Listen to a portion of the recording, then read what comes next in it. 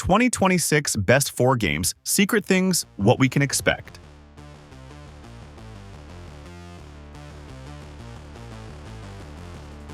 Alright, let's talk about the living world secrets of GTA 6.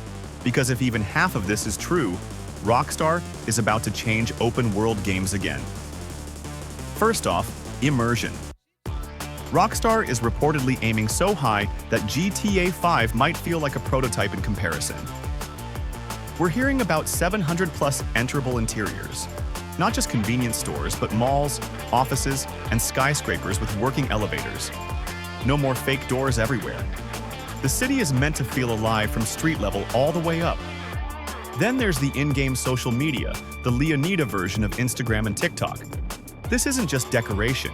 If you cause chaos, pull off something wild, or trigger a classic Florida man moment, it can literally start trending on your in-game phone in real time. NPCs may react to what they've seen online, which is kind of insane. NPC behavior itself is getting a huge upgrade. Leaks suggest NPCs have memory and personalities. Trespass on someone's property, and they might confront you, try to calm things down, one mission involving a shark encounter. And yes, there may be multiple islands, including one inspired by the Bahamas. Gameplay-wise, Lucia and Jason bring new highways, ghost stories, and even a Fort Knox-style city hiding gold. Rockstar loves secrets, and GTA 6 might be their deepest rabbit hole yet.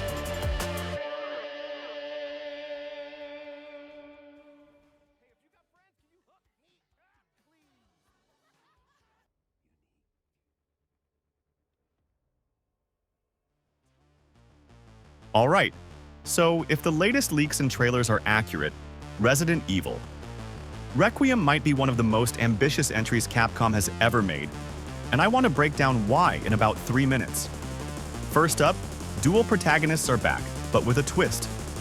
We're playing as Grace Ashcroft, an FBI analyst who may be connected to Alyssa Ashcroft from Resident Evil Outbreak, and a much older battle-worn Leon S. Kennedy. Grace's sections are pure, high-intensity action. His combat has been upgraded so he can parry with a hatchet and even grab enemy weapons, including chainsaws.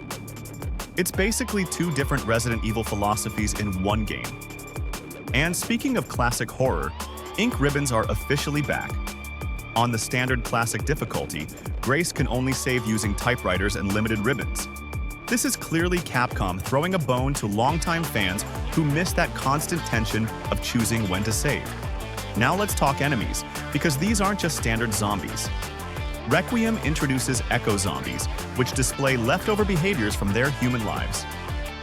You can actually use these behaviors to sneak past them or set up traps. It's creepy and smart design.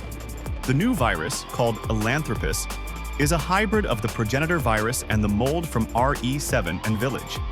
Some infected retain full human consciousness while undergoing extreme mutations, which opens the door for enemies that can talk, manipulate, and emotionally mess with the player.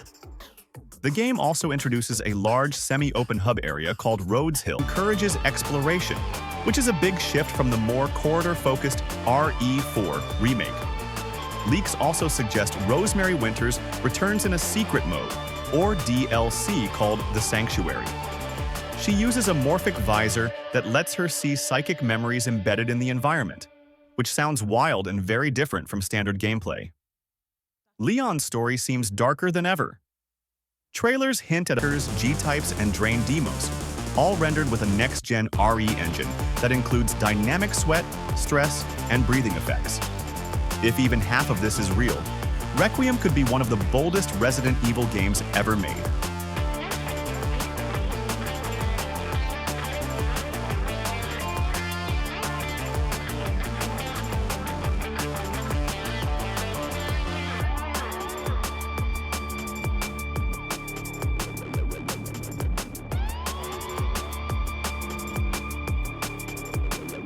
Alright, let's talk about Insomniac's Wolverine, because the leaks around this game are getting wild. Right now, the game is targeting fall 2026 on PS5, with a huge gameplay deep dive expected in spring. And from what's being reported, this is not your typical superhero game. Insomniac is moving away from Spider-Man-style combat and going full brutal. We're talking aggressive, Bloodborne-like healing, precision parries, and yes, actual dismemberment. One of the coolest features is Logan's scent-based detective mode. You'll literally track enemies, uncover hidden paths, and reconstruct past events using smell. The story connects directly to Insomniac's Spider-Man universe, with Weapon X flashbacks, Madripoor, Canadian wilderness, and even a visit to the X-Mansion. Mr. Sinister is pulling the strings. Omega Red and Lady Deathstrike are major threats, and rumors point to Sabretooth stalking you late game. And the post-credits scene? It might set up the entire Insomniac X-Men saga. If even half of this is true, Wolverine could be Insomniac's darkest game yet. Alright, so here's what makes License to Kill kicks in, letting you smoothly shift into deadly, precise gunplay. The cast is stacked too. Lenny Kravitz plays the villain, Bama, who apparently keeps some very unfriendly crocodiles. Lenny James is your mentor, guiding Bond from the Navy into MI6. The main story has you hunting down Agent 009, who's gone rogue, and Gemma Chan plays a major new character, Dr. Selena Tan. And yes, gadgets are back.